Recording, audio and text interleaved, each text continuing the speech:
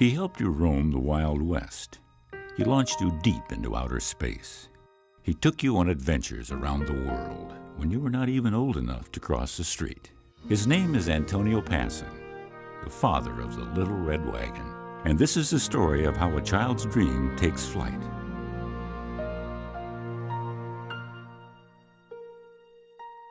Venice, Italy, 1898. Antonio was born into a family of cabinet makers. He learns the craft from his father and grandfather. But as he grows up, he dreams of having his own business. He dreams of America. And at the tender age of 16, Antonio begins a new life in a new world.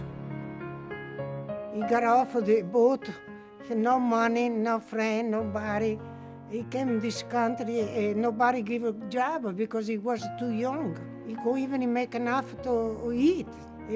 So he had to do all the hard job longer to get along. Antonio journeys to Chicago with nothing but his name and a dream. He tries his hand at piano finishing, building cabinets for phonograph players and other odd jobs, but he longs for something more. Antonio invests his hard-earned savings in some used woodworking equipment. He rents a one-room workshop, and there, in 1917, Antonio crafts his first wagon. Still awe-inspired from seeing the Statue of Liberty, he names it the Liberty Coaster.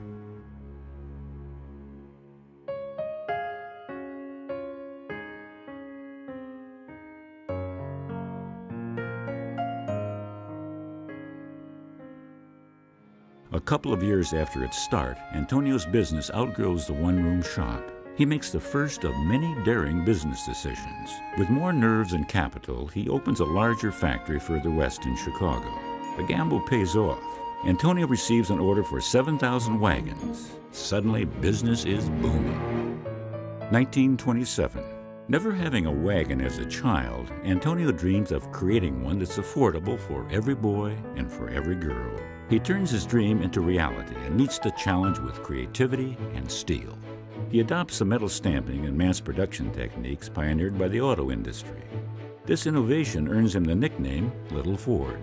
Antonio names the first steel wagon the Radio Flyer, after his fascination with the invention of the radio and the wonders of flight.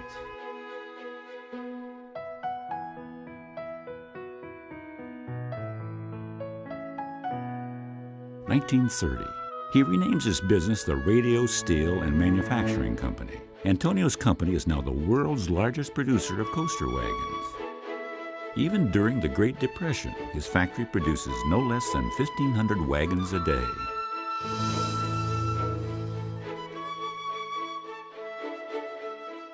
The year is 1933.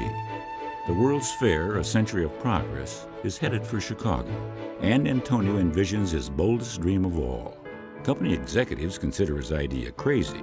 Against their advice and in the midst of the Depression, Antonio takes on major debt.